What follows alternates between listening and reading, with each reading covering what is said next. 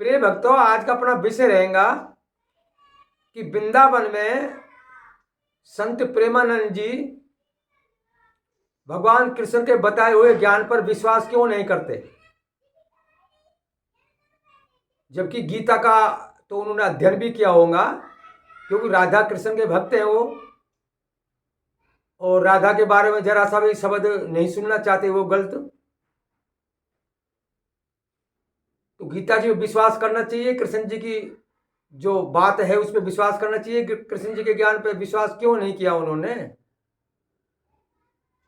तो हमने एक वीडियो देखी है प्रेमानंद जी की, तो उसमें एक दिल्ली से एक लेडी जाती है, तो वो बोलती है कि महाराज जी ये बताओ कि आत्मा का निवास इस शरीर में कहाँ पर है।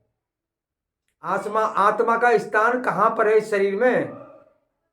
तो वो घुमा फिरा करके उस बात को नहीं बता पा रहे हैं जो उन्होंने पूछा। अब उन्होंने तो डॉक्टर तक पहुंच गए कि डॉक्टर आज तक नहीं पकड़ पाए उस मन को और आत्मा को।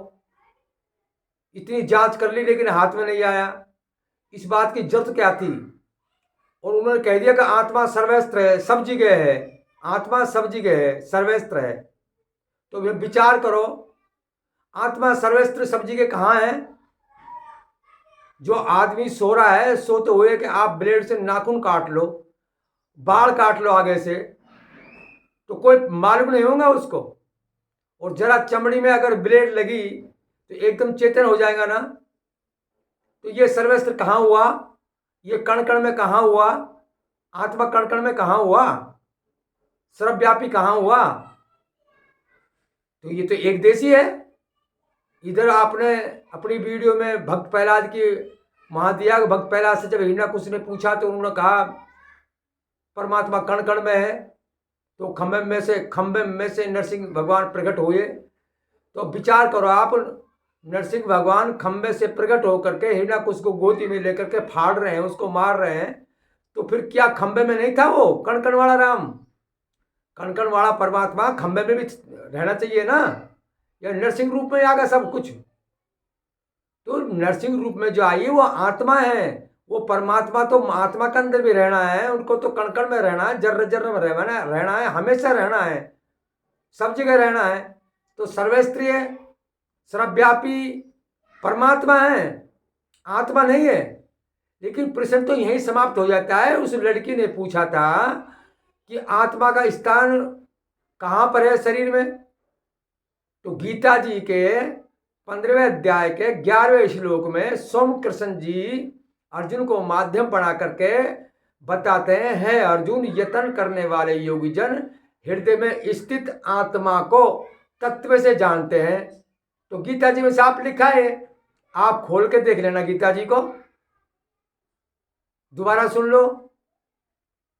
15वें अध्याय के 11वें श्लोक, यत्न करने वाले योगी जन हृदय में स्थित आत्मा को तत्व से जानते हैं। बात यही पूर्ण हो जाती है, प्रश्न का जवाब यही हो जाता है।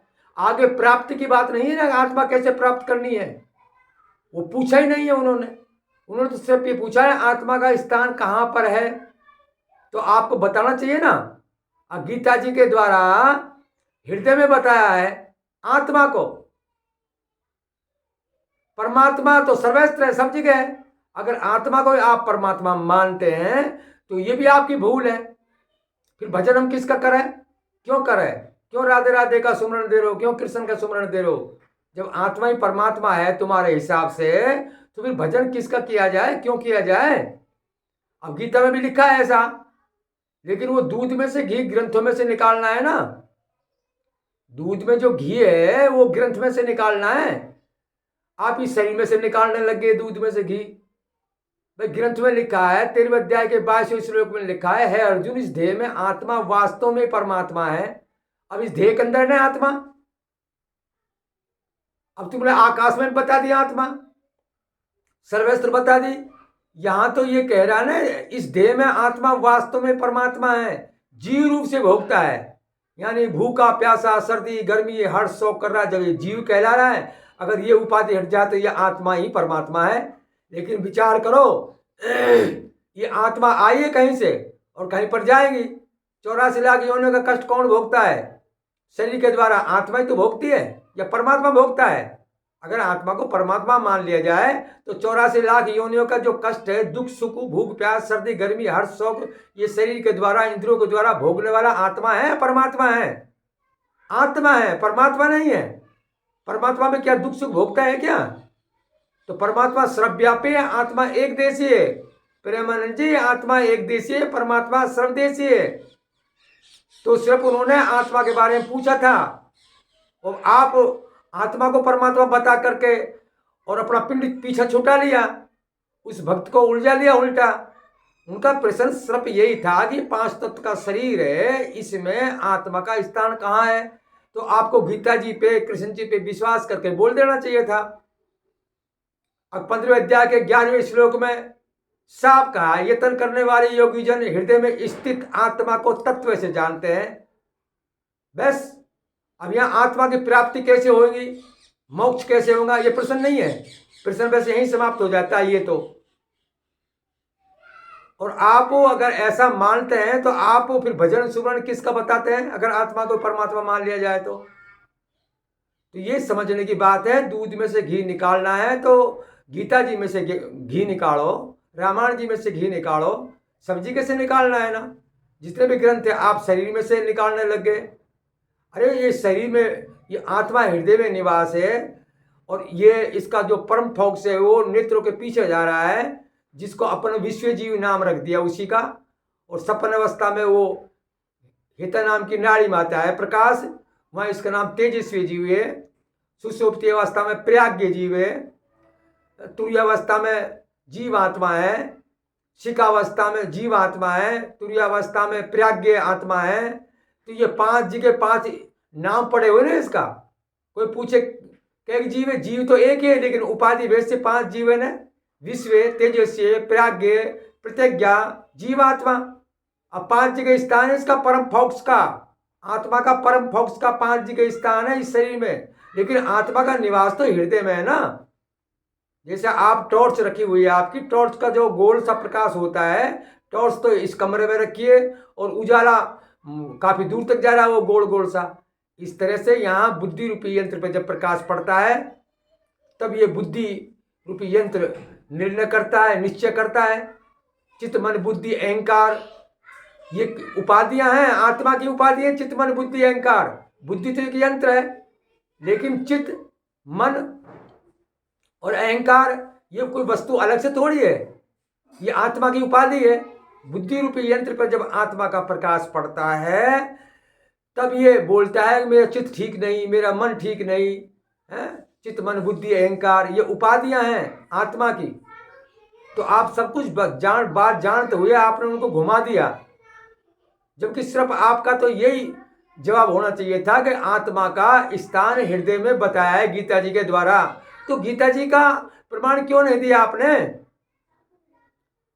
इसलिए गीता जी में से भी आप ज्ञान निकालो और अपने भक्तों को बताओ। आप राधे राधे के जो सुमरण कर रहे हैं, बता रहे हैं ना, राधे की अगर आप भक्ति करवा रहे हैं तो बैकुंठ से आगे नहीं जाना होगा, इनका मोक्ष नहीं हो पाएगा। तू राधे बड़े भागनी कौन तपस्या कीन, 3 लोग तारण तरण सो तेरे अधीन। हे राधे तेरे कौन सी तपस्या करी जो 3 लोग के स्वामी तेरे अधीन हो गए। आप ग्रंथों को नहीं मानते, आप आनंद रामायण को मानते कि नहीं मानते? तो आनंद रामायण में 511 पेज पे देखना राधा जी के बारे में। राधा जी पिछले जन्म में कौन है, कृष्ण जी पिछले जन्म में कौन है? कृष्ण जी श्री राम है और राधा सुगुना नाम की दासी है राम जी की। तो राम जी जब तमूल का पान चबा रहे, वो पीक को थूकना चाह रहे, पीक बहुत पीकदार दूरी पर था, तो वो सुगुना नाम की दासी ने वो पीक को अंजलि में ले लिया और महाप्रसाद समझ करके उसको पा गई, इस्तेमाल कर लिया। तो भगवान राम ने उसको वरदान दिया और उससे पूछा सुगुना नाम की दासी से कि बोलो आप इतनी ऊंची भक्त हो, आपने जरा भी गिलानी नहीं करी, इस पीक को आप महाप्रसाद समझ करके इस्तेमाल कर लिया, तो क्या चाहिए? तो उन्होंने कहा मैं आपके साथ एकांतवास करना चाहती हूँ, लेकिन इस जन्म में आप एक पत्नी व्रतधारी हैं। तो भगवान राम ने उनको वरदान दिया कि ठीक है, द्वापर में मैं कृष्ण होऊंगा और तुम राधिका होंगी और विख्यात गोप की पत्नी होंगी, यानी रायण की पत्नी। रायण यशोदा का भाई, विख्यात गोप वो है, तो उनकी पत्नी होंगी। और फिर बहुत समय तक मेरा साथ कीड़ा करके आप सुख भोगना, बहुत समय तक कीड़ा करके आप सुख भोगना। ये वरदान त्रेता में भगवान राम ने दिया। आनंद रामायण को मानते कि नहीं मानते हैं? ये आनंद रामायण रही, तो इसकी अगर मान्यता नहीं है इस आनंद रामायण की, तो फिर ये बाजार में क्यों चल रही है? गीता की मान्यता नहीं है तो फिर ये इसकी क्यों चल रही है? आप अपना ज्ञान बांटेंगे या इन ग्रंथों का ज्ञान बांटेंगे? ग्रंथों के माध्यम से तो आपके पास ज्ञान आया है, तो आपको उस भक्त के लिए कहना चाहिए ना कि 15वें अध्याय के 11वें श्लोक में हृदय में आत्मा का निवास है, वो कारण शरीर, सूक्ष्म शरीर, महाकारण शरीर, सबका दृष्टा।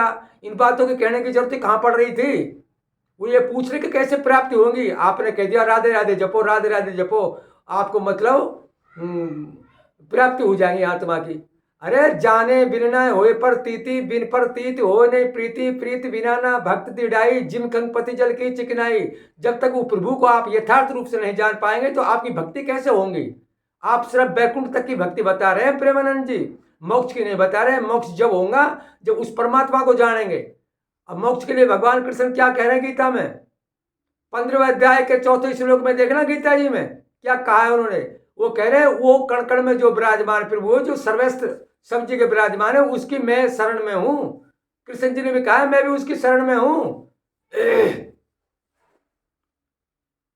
15वें अध्याय के 4वें श्लोक में देखना। और जो भी भक्त सुन रहे हो तो ये समाचार प्रेमानंद संत तक पहुंचाना है आप इस वीडियो को। अगर एक भक्त ऐसा बोल रहा है, क्यों कृष्ण जी भी उसकी शरण में है। क्या बोल रहे हैं? है अर्जुन, जिस परम पद रूप परमेश्वर को भली भांति खोजना चाहिए। है अर्जुन, उस परम पद रूप परमेश्वर को भली भांति खोजना चाहिए, जिसमें गया हुआ पुरुष वापिस संसार में लौटकर नहीं आता। उस आदि पुरुष नारायण की मैं शरण हूं, उस आदि पुरुष नारायण की मैं शरण हूं। यानी यहां परमपिता परमात्मा की शरण बता रहे हैं स्वयं कृष्ण जी अपने आप को। जब तक हम उनकी शरण में नहीं जाएंगे, उनका सुमन भजन नहीं करेंगे, जो कण कण में जर्रे जर्रे में सब जगह विराजमान है, जिसको सर्वस्त्र कहा है, सर्वव्यापी कहा है, तब तक मोक्ष कैसे हो जाएगा? क्या कृष्ण जी मोक्ष दे सकते हैं? राम मोक्ष दे सकते हैं? नहीं दे सकते। ये अपना बैकुंठ धाम देंगे और वहां से फिर वापिस आना पड़ेगा घूम करके, फिर 84 लाख योनियों में चले जाएंगे। आपको लक्ष्य तो बनाना पड़ेगा ना, जाना कहाँ है। अरे हमको भाई मथुरा जाना है या दिल्ली जाना है, तो आप दिल्ली के रास्ते पे चल रहे तो दिल्ली आएंगे, मथुरा के रास्ते चल रहे तो मथुरा आएगा। फिर वहां से फिर मथुरा से तो वापस आना पड़ेगा। दिल्ली का मतलब सनातन परम धाम। इसलिए तो 18वें अध्याय के 22वें श्लोक में कहा है भगवान कृष्ण ने स्वयं ने, है अर्जुन, उस परमेश्वर की कृपा से तू परम शांति तथा सनातन परम धाम को प्राप्त करेगा। है अर्जुन, 18वें अध्याय के 62वें श्लोक में, है अर्जुन तू उस परमेश्वर की शरण में जा, उस परमेश्वर की कृपा से तू परम शांति तथा सनातन परम धाम को प्राप्त करेगा। 18वें अध्याय के 22वें श्लोक में उस परमेश्वर की शरण में जा। और 65 में 66 में कहा है अर्जुन तू मेरी शरण में आ जा, मेरा भक्त बन, मुझको पूजने वाला हो, मुझको प्राप्त होगा। तो दोनों श्लोक ठीक है। अगर हम राधा कृष्ण की शरण में गए तो बैकुंठ तक जाएंगे, वापिस आएंगे। जैसे बाली की जीवात्मा को भगवान राम ने बैकुंठ धाम भेजा और द्वापर में शिकारी भील बनकर आया, वो बाली की जीवात्मा। और राम कौन बने? कृष्ण बने। जब कृष्ण के तलों में वही बाली शिकारी भील ने मृग समझ करके बाण मारा तो कृष्ण देवलोक को चले गए। तो कहने का मतलब आप जो भक्ति बता रहे हैं ना अपने भक्तों को, ये बैकुंठ तक की भक्ति है, मोक्ष की नहीं है। और वो से आप कहते हैं कि जन्म मरण से रहित हो जाएंगे। कैसे हो जाएंगे? जब तक वहां जाना तो वहां है ना, हमको दिल्ली जाना है ना। आप तो मथुरा भेज रहे हैं, यानी आप बैकुंठ धाम भेज रहे हैं, वहां भेज नहीं रहे। तो गीता में साफ तो कह रखा भगवान कृष्ण ने कि उस रास्ते में चलते हुए यदि जैसे बादल जो आकाश में दिख रहे हैं थोड़ी देर बाद छिन भिन हो जाते हैं। अर्जुन ने ये प्रश्न किया कृष्ण जी से, जब उन्होंने कहा नहीं नहीं, जहां से वो रुक जाता है वहां से अगला मार्ग चालू हो जाता है। तो इस जन्म में लक्ष्य तो बनाओ आप जन्म मरण से रहित होने का।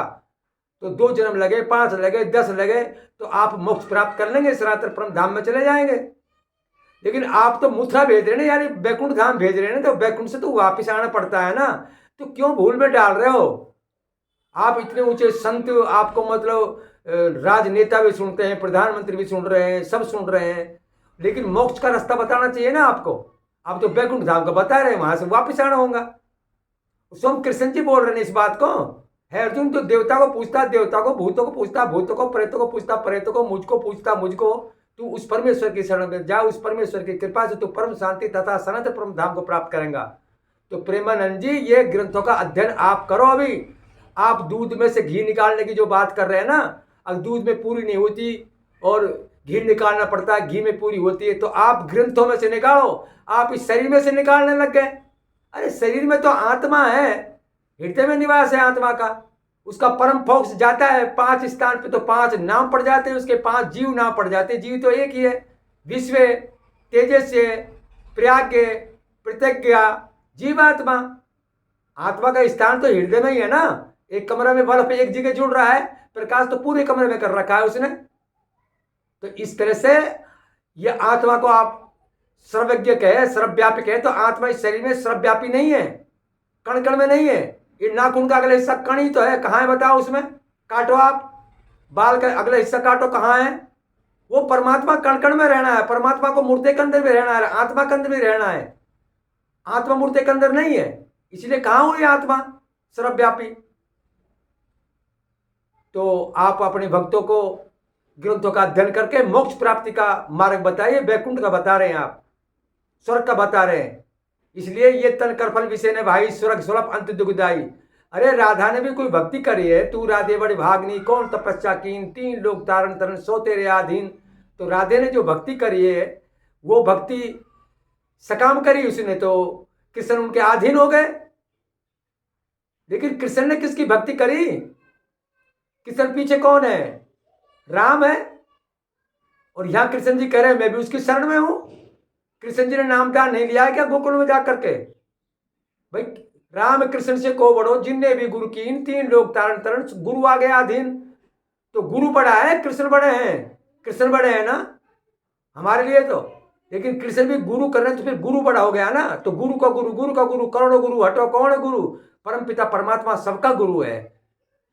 तो इसलिए परमात्मा के लिए ही भगवान कृष्ण स्वयं कह रहे हैं गीता के 15वें अध्याय में, है अर्जुन उस परम पद रूप परमेश्वर को भली भांति खोजना चाहिए जिसमें गया हुआ पुरुष वापिस संसार में लौटकर नहीं आता। तो प्रेमानंद के भक्तों, प्रेमानंद के शिष्यों, कृपा करके इस वीडियो को वहां तक पहुंचाना, और वीडियो भी नहीं पहुंचा पाए तो आप ये बोलना कि गीता के 15वें अध्याय में 11वें में आत्मा को हृदय में बताया है स्थान। आपने उसको आत्मा को सर्वव्यापी कैसे कह दिया? आत्मा सर्वव्यापी नहीं है, आत्मा एक देशीय, परमात्मा सर्वदेशीय है, और आत्मा परमात्मा में भेद है गीता जी के द्वारा ही। गीता जी के 7वें अध्याय से 7वें अध्याय में 2 से 5 तक देखे, स्वयं कृष्ण जी सर्व के प्रभु की जगह खड़ा होकर के रोल करके कहते हैं कि मेरी 2 प्रकृति, चेतन प्रकृति, जड़ प्रकृति। चेतन प्रकृति आत्मा और जड़ प्रकृति ये शरीर, 5 तत्व मन बुद्धि अहंकार, ये जड़ प्रकृति, इनसे मैं भूतों को रचता हूं। तो ये आत्मा तो उस परमपिता परमात्मा की प्रकृति है, चेतन। तो आत्मा परमात्मा कहां हुई? तो यहां मैं वाणी को विराम दे रहा हूं।